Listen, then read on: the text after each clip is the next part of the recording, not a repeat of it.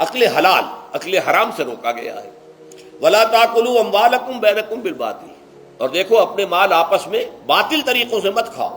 وتدلوا بها الى الحکام، اور نہ ہی اپنے مالوں کے ذریعے سے حکام تک پہنچو۔ لتاکلوا فریقا من اموال الناس بالاسم، کہ تم لوگوں میں سے کسی کا مال گناہ کے ساتھ ناجائز طور سے ہڑپ کر جاؤ، رشوت دے کر اور اپنے حق میں کوئی غلط فیصلہ کروا لو، وانتم تعلمون، جانتے بوجھتے یہ کام نہ کرو۔ بظاہر تو نہ روزے سے تعلق ہے نہ رمضان سے، پھر اس رکوع میں کیسے آ گئے؟ بڑا گہرا تعلق ہے۔ پہلی آیت میں مجرد رمضان روزے کی جو فضیلت بیان کی گئی تھی یا حکمت، آیت کیا تھی؟ تقویٰ۔ یہ تقویٰ کا معیار ہے۔ تقویٰ جو ہے ظواہر کی بنیاد پر نہیں ہے، اگرچہ ظاہر بات ہے کہ ظواہر بھی دین کا حصہ ہے۔ حضور کی سی وضع قطع اختیار کرنا یقیناً ایک نیکی کا کام ہے، ہر چیز میں حضور کے نقش قدم پر چلنا، لیکن یہ ظواہر پر نہیں ہے۔ تقویٰ دل میں ہو۔ التقویٰ ہا ہونا، التقویٰ ہا ہونا، التقویٰ ہا، 3 مرتبہ حضور نے اپنے سینہ مبارک اور قلب مبارک کی طرف اشارہ کر کے فرمایا تقویٰ یہاں ہوتا ہے، تقویٰ یہاں، جب یہاں ہوگا تو پورے وجود میں سرات کر جائے گا۔ لیکن اس میں اہم ترین بات کیا ہے؟ عقل حلال، جو مشکل ترین کام ہے، حرام کا لقمہ نہ آئے۔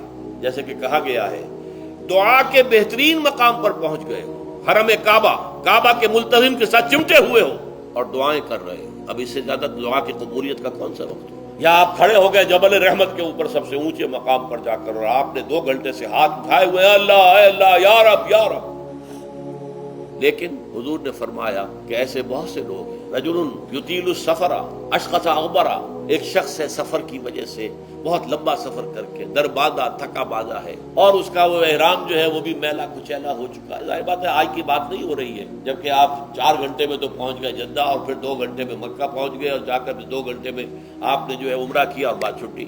تو اس میں کہاں وہ احرام میلا ہوگا اور کہاں آپ کا بیل کچیل ہوگا اور کہاں آپ کے جسموں سے جو ہے پسینوں کی بو آئے گی؟ نہیں۔